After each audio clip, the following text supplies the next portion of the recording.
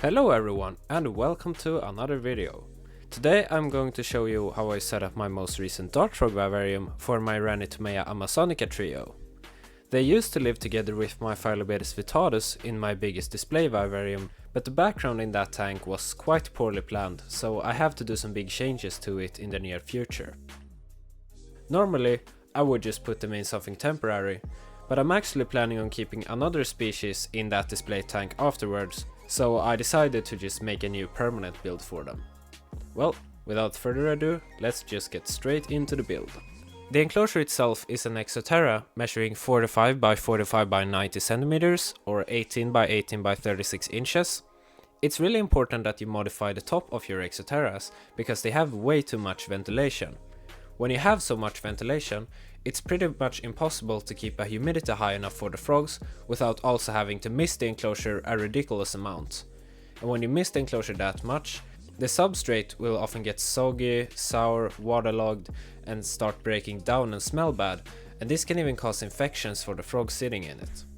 For that reason, I only keep the front ventilation and a small strip of ventilation left open at the top. The lighting I'm using is the Exoterra compact tops with two of their 25 watt natural lights in them. I don't really recommend these lights because they're very overpriced. I recently started switching to some other lights from the Swedish electricity store Clas Ohlson, which are only about a fifth of the price of the natural lights, but they're just as good for the plants. Look for something that's at least 6500 Kelvin, since that's the cold white light that most closely resembles daylight. For the next few weeks, this vivarium will be hand misted, but I do have a misting system which I will set up whenever I have time. The misting system is from Dusk Tropic, but there are many other brands out there such as Mist King. The backgrounds I've been using in my recent vivariums are cork bark panels. They're very easy to cut with a normal handsaw.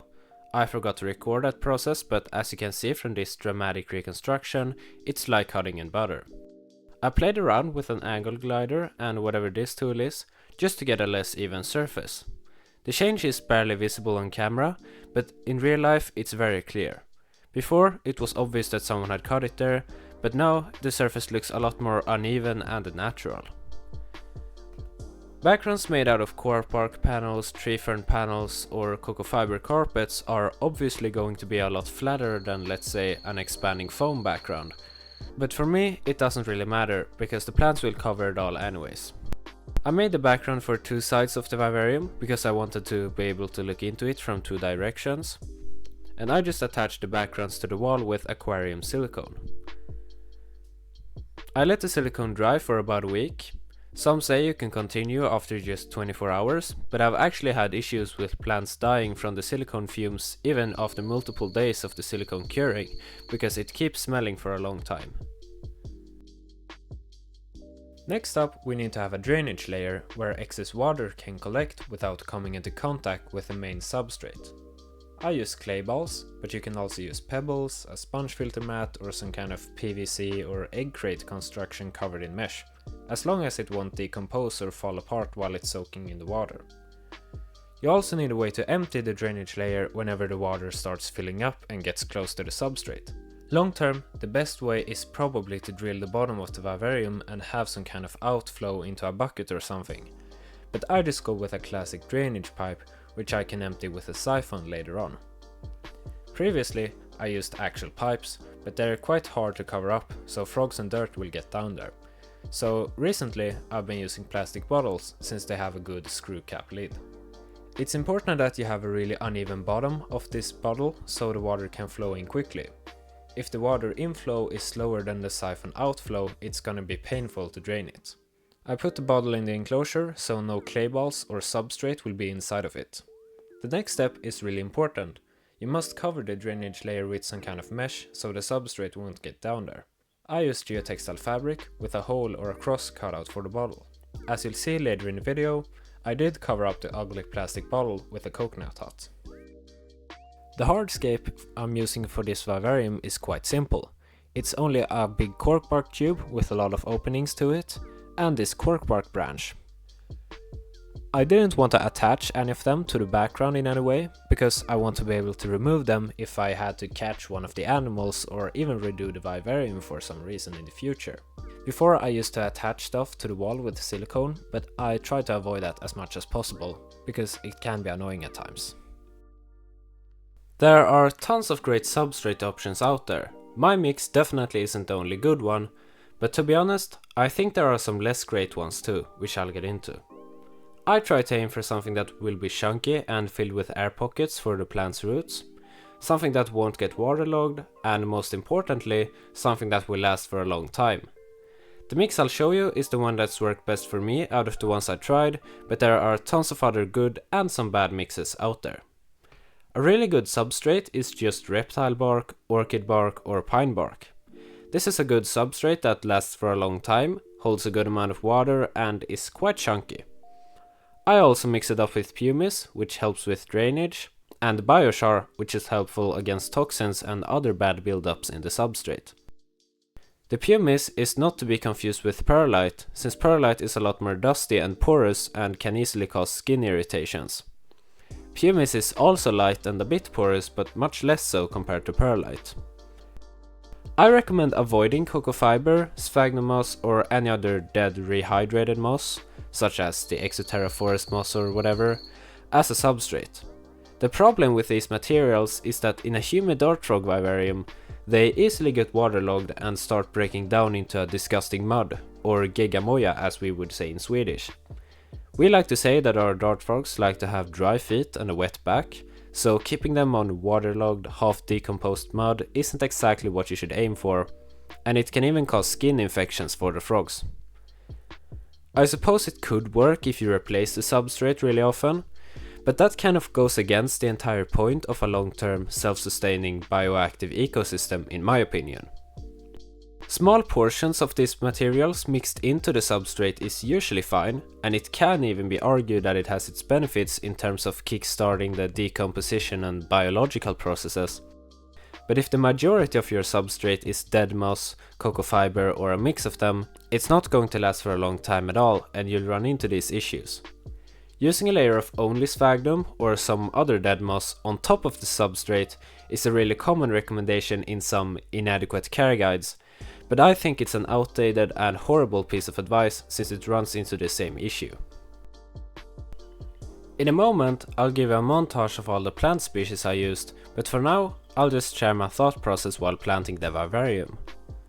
Most of these plants were propagated or at least previously replanted by me, otherwise I would be a lot more careful and make sure to remove all the soil and so on. The plants I'm using are a mix of aroids, ferns, orchids, bromeliads, and some random climbing vines.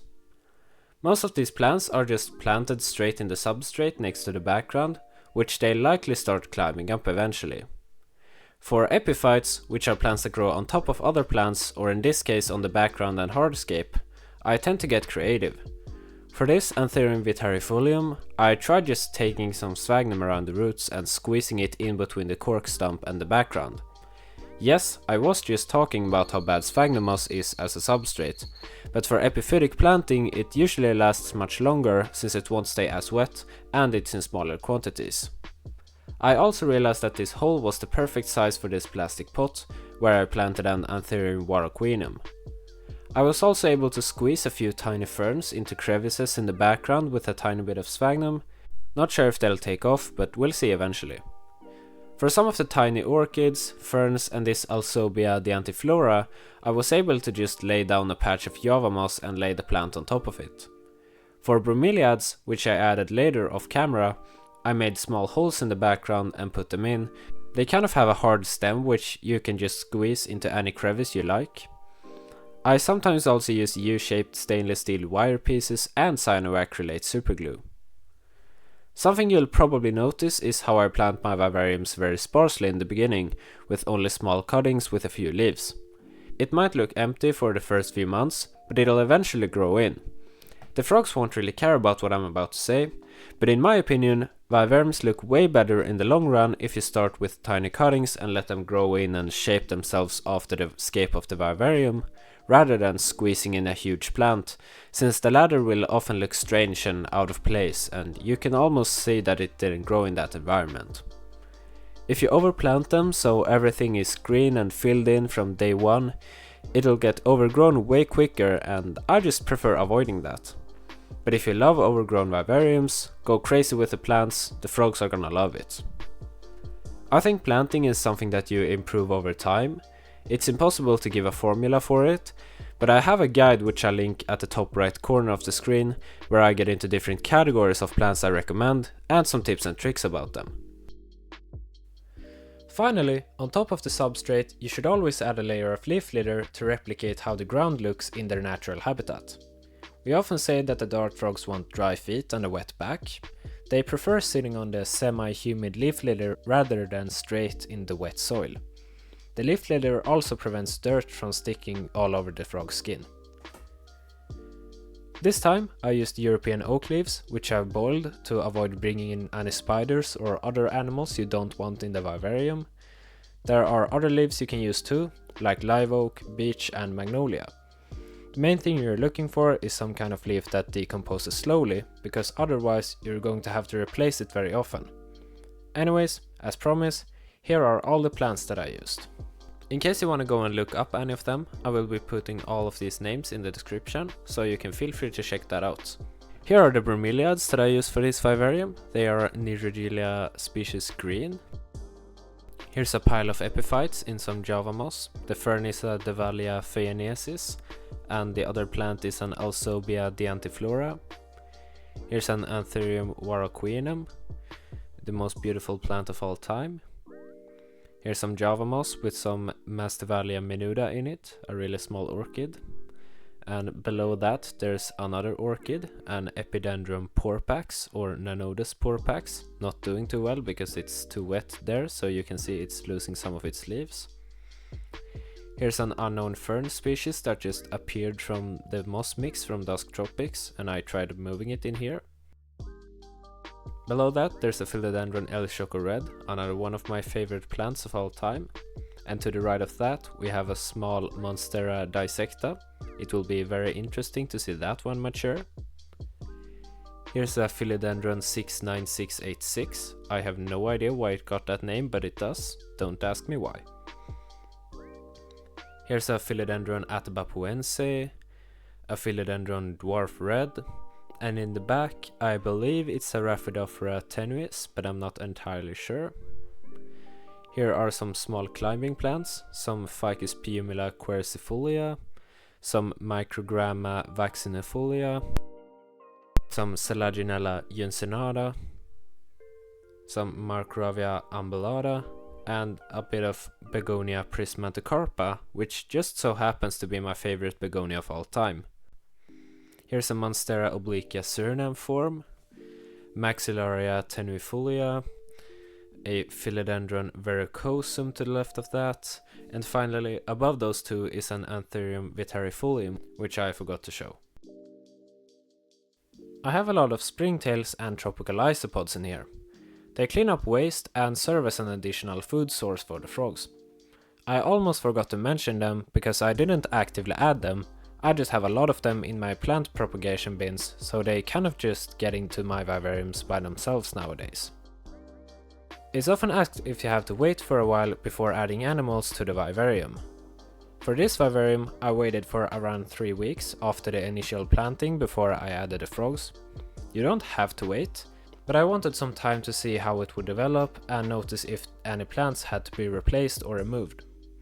I usually recommend waiting for around a month before adding animals, especially if you're a beginner, mainly to notice any potential errors and let the plants and cleanup crew establish themselves a bit. But it's usually fine to add animals immediately too.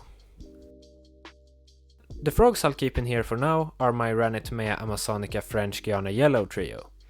They previously lived together with my Philodendron vittatus in my 36x18x36 vivarium.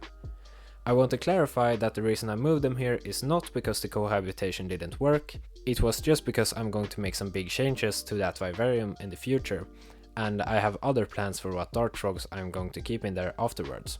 If you want to see more of that, you can follow me on my Instagram at gecko_geek06. By the time this video comes out, I might already have redone that vivarium and posted some pictures of it. Now, I think that's all for today's video. If you found it helpful, feel free to give it a like and subscribe to the channel. It's completely free and helps me out a lot. I would greatly appreciate it if you could share the video with just a couple of people. It goes a long way on YouTube. There are obviously 1,000 ways to set up a dart frog vivarium, so feel free to share what you do differently in the comment section. I read all the comments and I'll respond to any questions you may have. If you want to see more of my animal room, you can always follow me on my Instagram at gecko_geek06. Thanks for watching.